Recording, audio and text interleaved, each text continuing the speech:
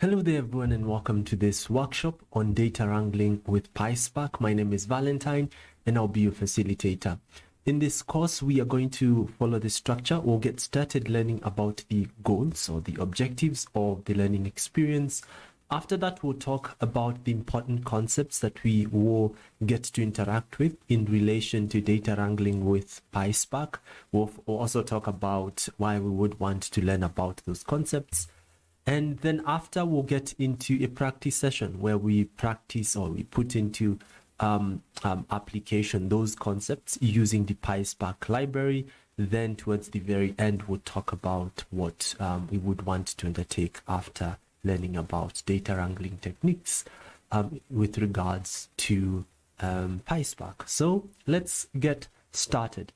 By the end of today, we expected to have achieved these learning outcomes. We should be able to explain the fundamentals of distributed computing and the role of PySpark in data wrangling. We should also be able to apply PySpark functions to clean, transform, and aggregate large-scale datasets. We should also be able to develop efficient PySpark workflows for handling diverse data formats and structures in big data environments.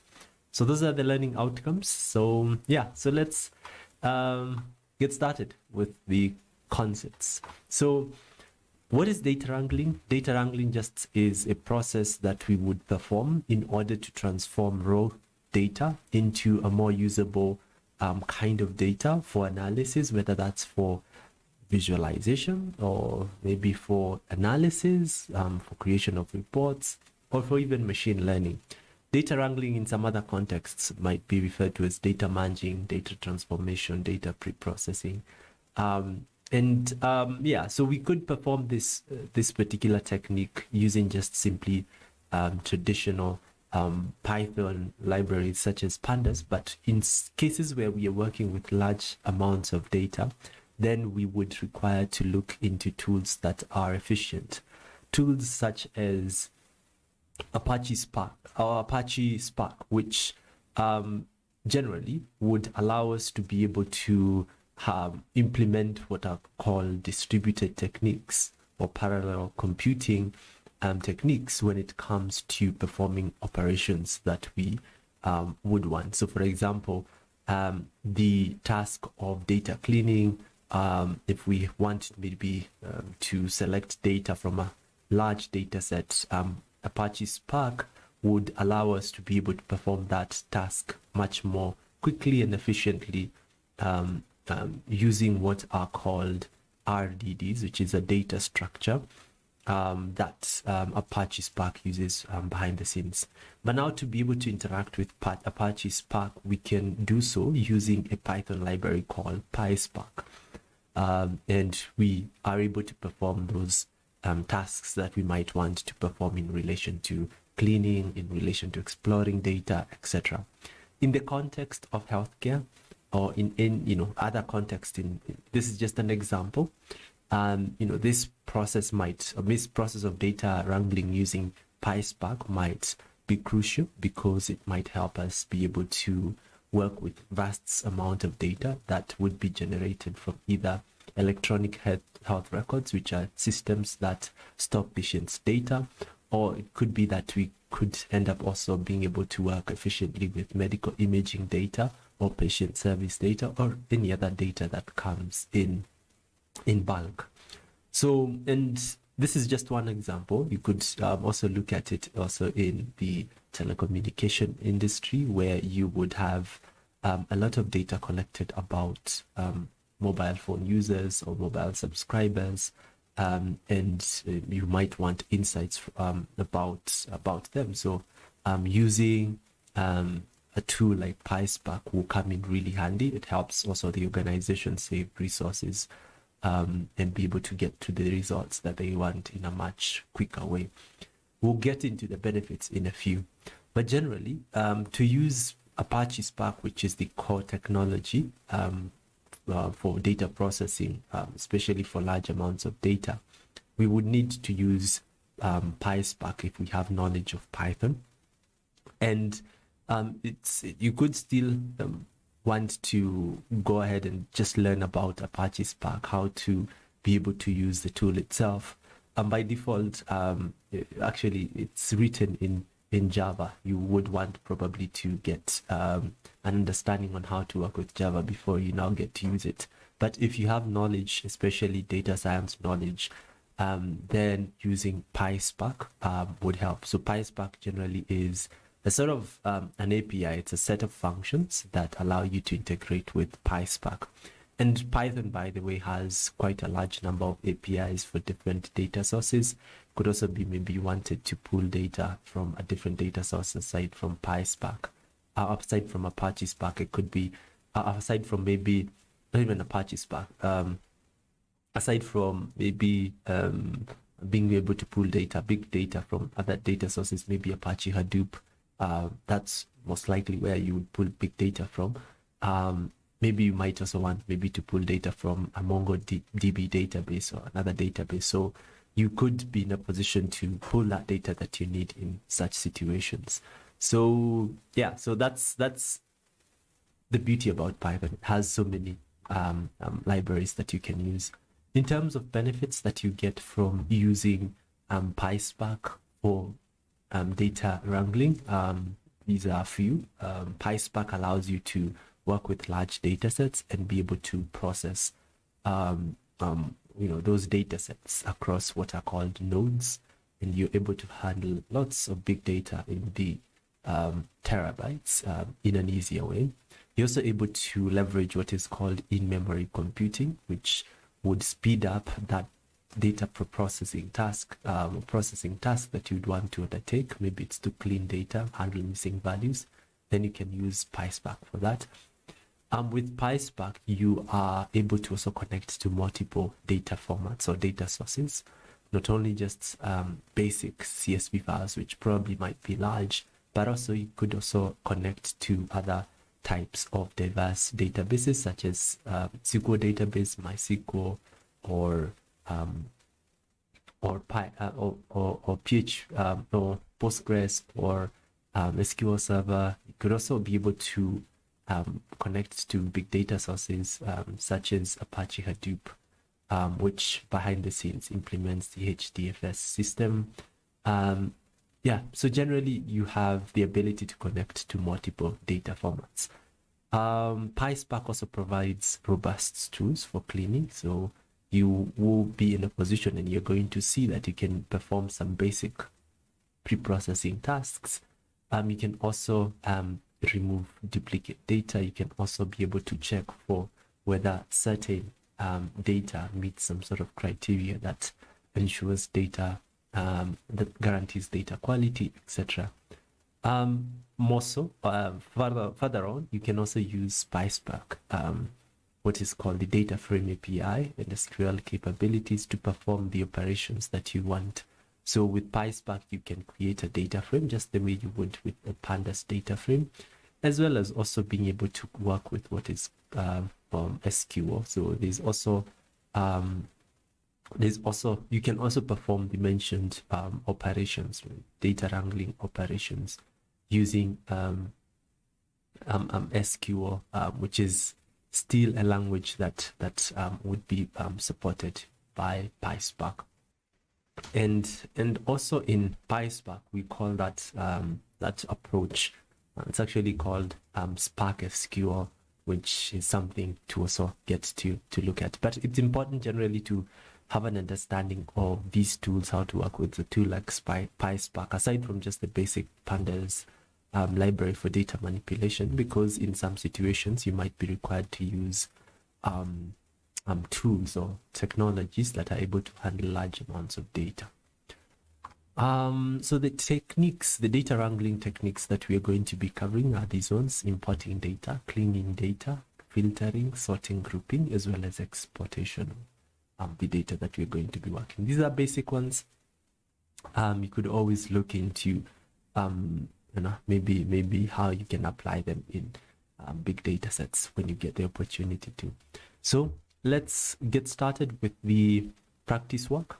Now, in the video description, you'll find a resources link. Just follow that link. It should take you to a page that looks like this. And then you can click on sample practice resource. If you want more resources for practice, you can always consider becoming an Afterwork member.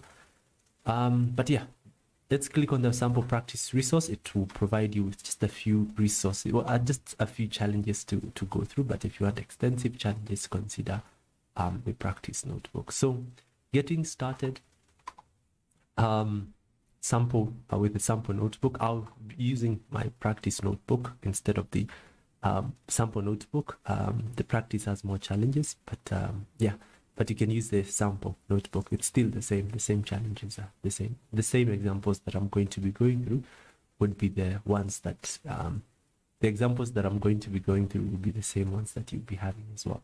So let's connect.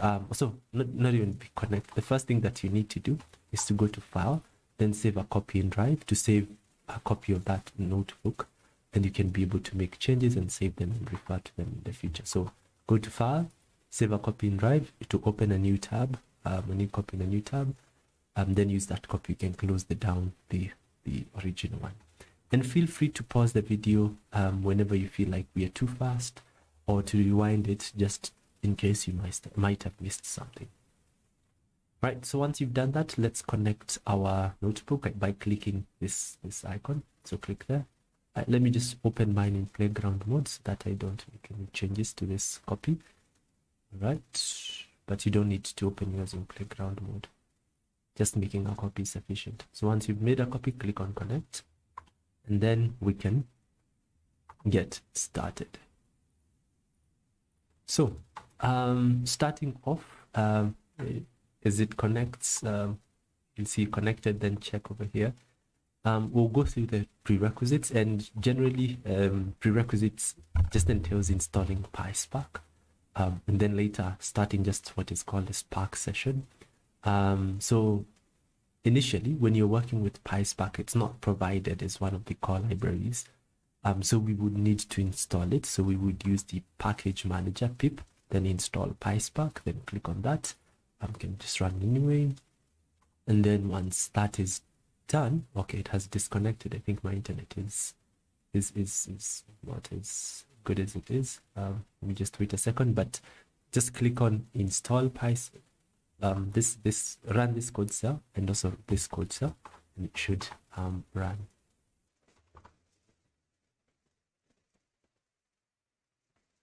So it will take just a few seconds to install. Then once it has done that, you can also start up a Spark session. So when it comes to working with Spark, you need to create a session. A session would contain what is an app, a Spark app that would perform a specific task. So for example, if you want to import data or maybe perform some set of related Spark tasks, you'd start a Spark session or create a Spark session, and also have a name, an app name.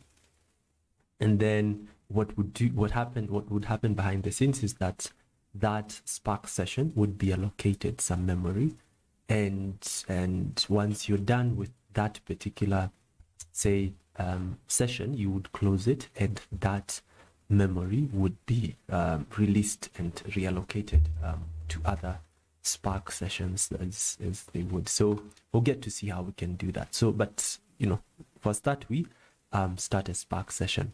We also have some data sets that we can be able to use for this workshop. You can click on this link, and it should should take you to this page, and click on this link. It should download the data sets that we're going to need. So it's archive.zip. Just go to your computer and zip the file. It will contain all the data sets that we'll need. And once you have done that, we can then be able to continue. So let's just quickly do that. I'm doing that behind the scenes. You may not be able to see. Extract the data sets. There are more than 10 data sets that we'll need. Yeah, so just copy them. And you can upload them on the far left of your screen. So over here on the far left, you'll see an icon that says files. Click on that, and we're going to upload them here. So you can either upload them one by one by clicking this icon. You can click on that, it will bring a pop-up, or alternatively you can drag all your files, which I'm going to do with mine, on this section. Don't drag them on the inside the sample data or config section, just drag them somewhere here, just drop them and let them to be uploaded. So let me just do that again. If it doesn't, you will have to upload them one by one. I think mine doesn't, so I have to upload them one by one, but yeah, shouldn't take a few seconds. So you can also pause the video just to do that. I've highlighted everything, then I'll just say open and say okay. Quite a large number of them, so yeah, you can see them here. So do that, pause the video, then once you have been able to upload them, then we can continue. You need the data sets, by the way, for practice. So let's do that. Close this down. All right, so once you have uploaded the data sets, then we can get started. So data importation. So we can import data from different data sources using PySpark.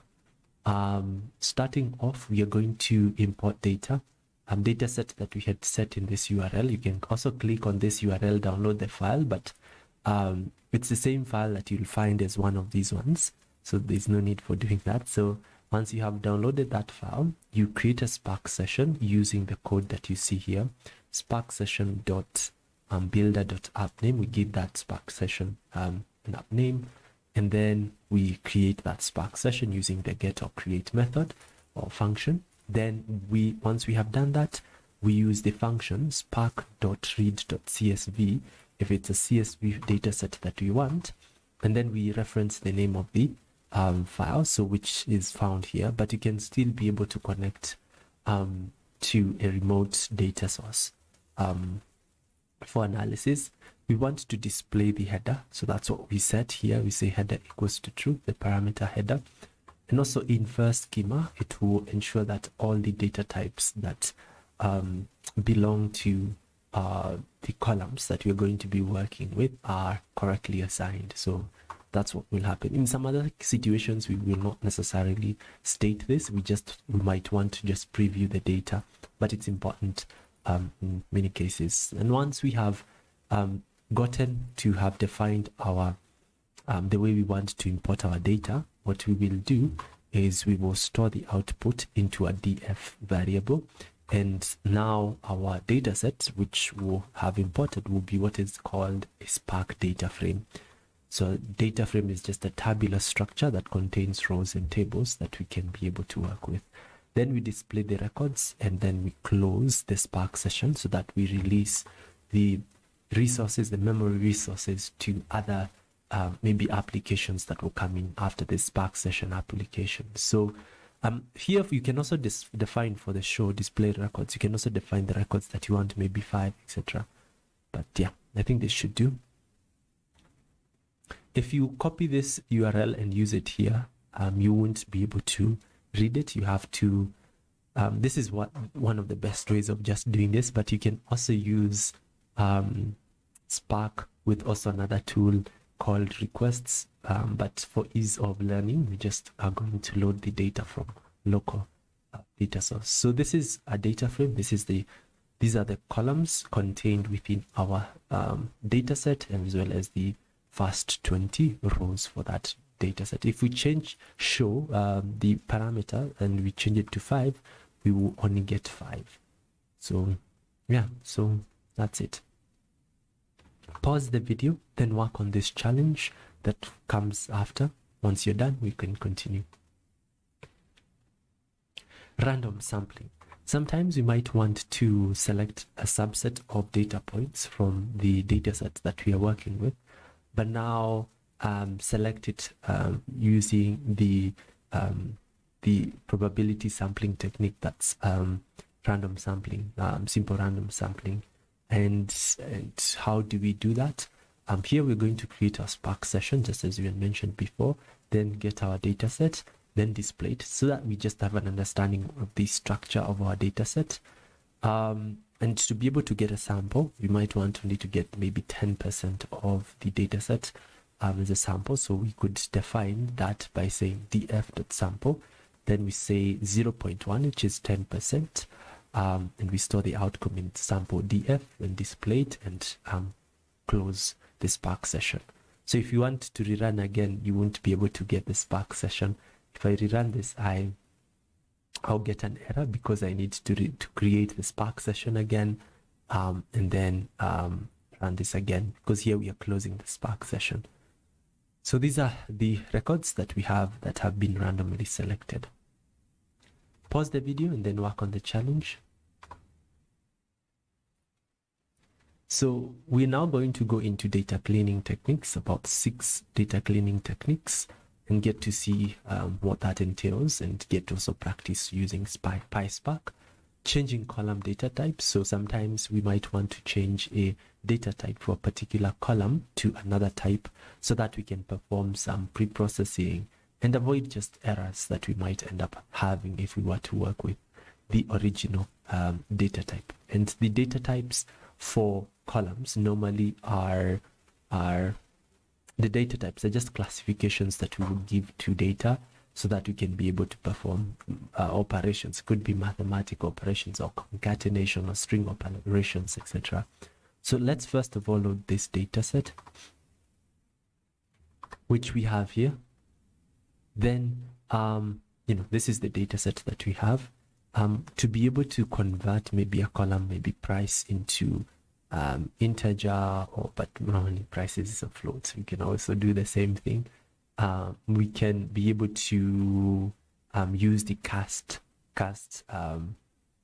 function. So we first of all reference the df data frame, then we use the with column function, and we set as the first parameter to be, or the first argument of that function that we are going to pass to be the column of the column that we want to perform the data wrangling technique, that's data type conversion. Then we specify that we want to convert now the fprice.cast into an integer using the cast function. And we can do the same thing even for sales date. We can also do the same thing and get and ensure that we have converted that into those respective data types. So here we are doing that for price, quantity, and also doing the conversion for date.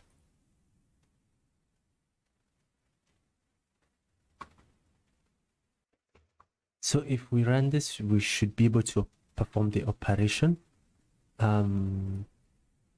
So we should be able to perform the operation. Let me rerun this again.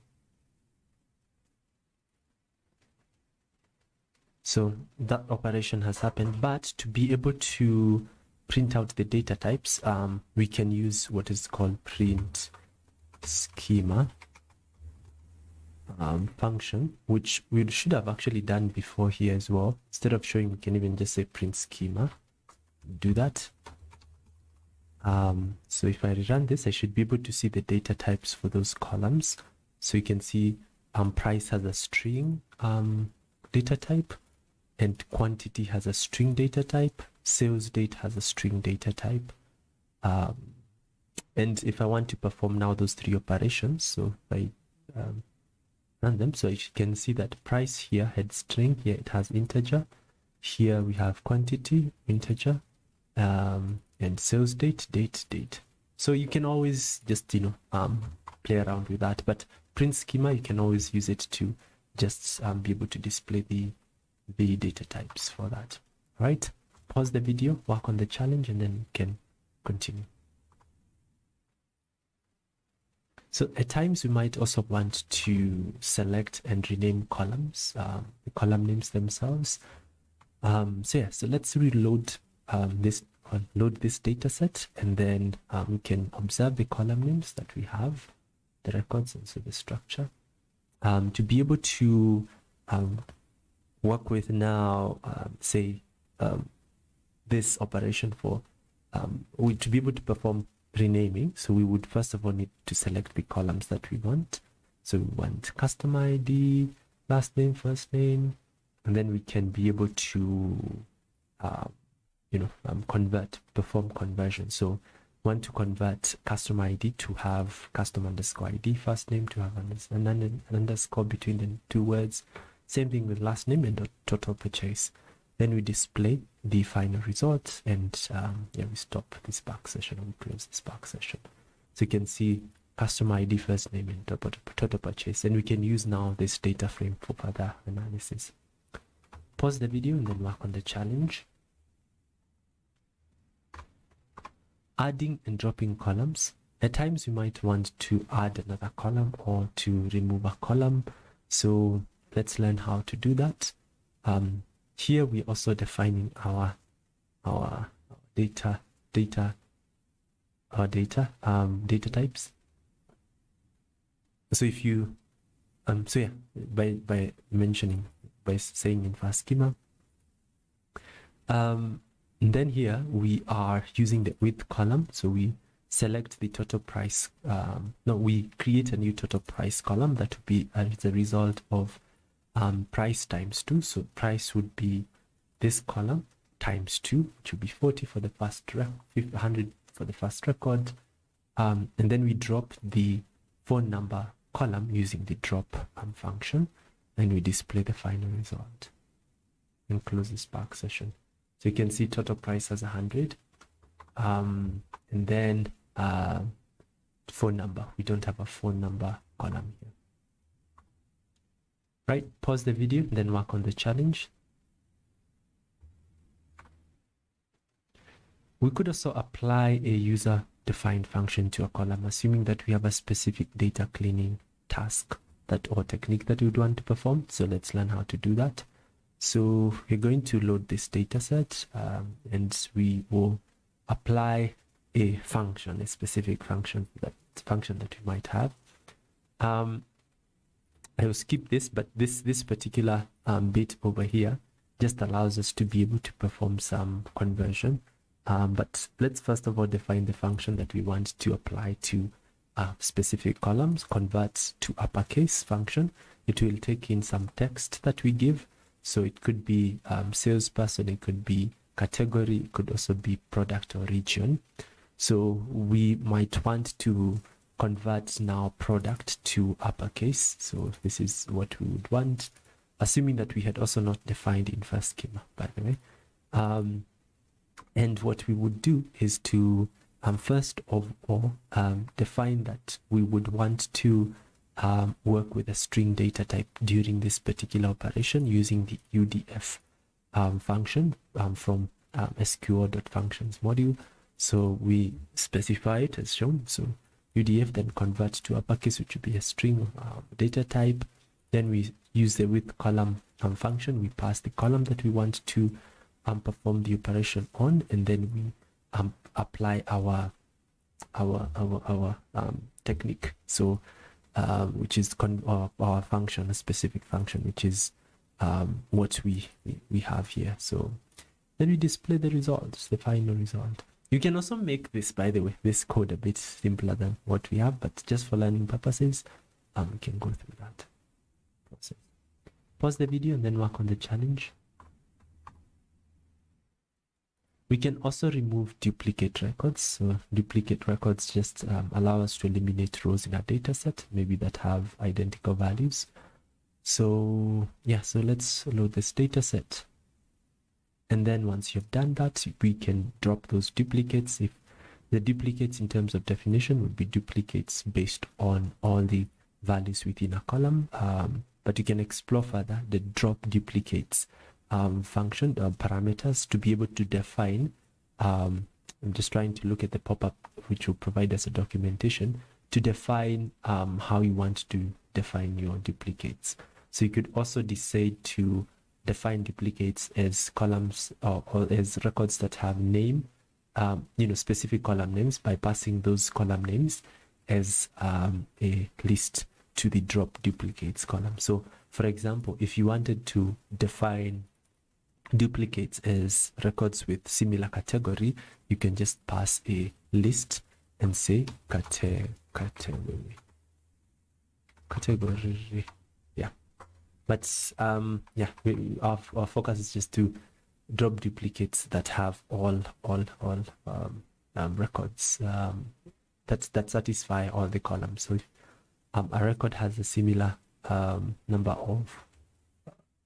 similar values to as previous record, then we use that, and then we display the data frame without any duplicates, and we can work with that. All right, moving on. Pause the video, then work on the challenge. We can also handle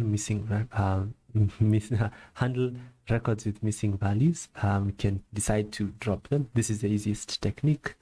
How we can be able to do that, let's load this data set. We can use the na.drop technique, drop function, to be able to do that. And again, just like the other one, you can also, just like the drop duplicates function, you can also specify how you'd want to drop those particular techniques, drop those particular records. So yeah, but here we are dropping if there's any one single value within a row, then that row will be dropped. But again, this technique, we would only perform it if we arrive at the conclusion that there won't be any significant effect on our final analysis.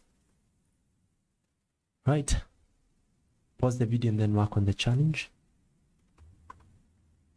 Data filtering. So in some other cases, we might want to just work with data that is specific to our research questions. So we might not want to work with the entire data set. So yeah, so filtering data based on one condition. So first of all, we load this data set, and to apply the one condition that we would want, we would reference the data frame, the Spark data frame, then use the filter function, then specify our condition. So df.category will be referring to the column in that particular data frame equals to furniture. So df.category, if it's equal to furniture, for that, those records will be able to preview them, and we store them in filter df, and we can preview them here. Awesome. Pause the video and then work on the challenge. To filter data based on multiple conditions, we can just enclose what you have here in square brackets and then use an AND or an OR operator. So let's see how we do that. So we'll load this data set. So here we have used the filter function, and the approach that we've used in this case, we've used this approach to reference to the column name. So instead of using the dot approach for referencing a column name, because sometimes when we have multiple words within a column name, it's not easier to implement it using this approach. So this is the best approach. So we can use this to reference the column, and we equate it to smartphones. So we want to take that into condition, and also into account that condition. So we have this first condition, which we enclose in parentheses, and also we also have a second condition, which we also enclose in parentheses. So here we are going to check for whether product category is equals to smartphones and df quantity is greater than 1. And then we store that in filter data and preview it. Pause the video and then work on the challenge. Sorting. We might want to sort data in ascending or descending order. So let's learn how to sort that once we have performed some sort of operation. So for example, we are going to load this data set, and we might want to maybe perform a data wrangling technique, such as convert a data type, a specific column to have a specific data type. So convert it to have integer. Then here we can say order by sales amount. So the sales amount records should start from the lowest to the highest and display them. And here they are. Record sales amount from lowest, and they just keep on increasing. Pause the video and then work on the challenge.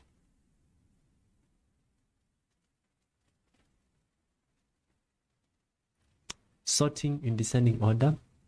We can use this as a different approach. So here we sorted by, when we sort by ascending, we would just reference the column name. But when we sort in descending order, we would use the column name. But now we reference the column itself. We can say sales amount dot descending, as shown here. But again, here we've also used the infer schema to also not necessarily need to perform a conversion. So let's load this data set and perform this descending operation. We still use order by function, so this is what we have. And aside from descending, we can actually so there are many approaches. What we had learned earlier here is one approach, but we can use also ascending here, ascending, as you can see here, in ascending order. So this record sales amount would be set in ascending. If I run this, I should be able to, oh, sorry, I need to rerun this because I closed the Spark session, and I run this again. I should be able to see records in ascending order for sales amount. All right, pause the video and then work on the challenge. Grouping. So we could perform grouping and aggregation, so to create a summary table from a larger data set. So this is how we do that. So let's load this data set, and then we can decide to create that summary table using the group by function. So it's shown, so category, or a smaller table that has a category. Then on the right hand side we have the price, quantity, etc. So assuming this is a small table that we want to have category, and also we want to have the sum of the price column for those category, and also the quantity, how many of those categories values for how many are there in terms of how many products per category are there in that summary table. So we can do that as shown. We use the group by function and also an aggregate function, and then we store that in that variable and we display. So you can see here we have category, sum price, and also sum quantity, and we can also then later rename the columns using the rename method that we were able to get introduced to this particular case. So we can use with renamed column case. And also here, by the way, you do not necessarily need to reference the columns that you want to take. You can just simply work with just the columns. You can use the select function to just select the columns that you want to work with, but here we just did two things. We selected and also renamed the columns. So let me move back to where I was in. So this is the grouping section. So pause the video and then work on the challenge. Exporting data. We might want maybe to export data to a pandas data frame. So pandas data frame would allow us to perform maybe some other advanced manipulation techniques that probably might not be found with PySpark or PySpark. So to be able to do that, we normally would apply the two pandas to then pandas function to our data set data frame, and that would be converted to a pandas data frame. So let's run this, and here, instead of changing it to what we have here, I'll just change this to .head. So I'm performing just some filtering technique and to head. So it should, oh sorry, this needs to come after the Spark, once you close the Spark session. So let me run this and run this. So this is our pandas data frame, which you can see it looks different from what we had earlier. All right, that's it for the final section. Pause the video and then work on the challenge, and then we can talk about the next steps. All right, so I hope you were able to gain some value from the challenges as you already gone through them.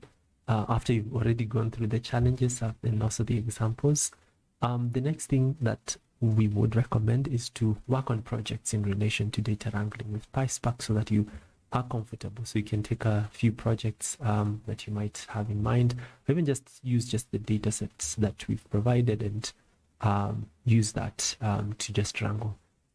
Use that to just apply the techniques that we have learned so far.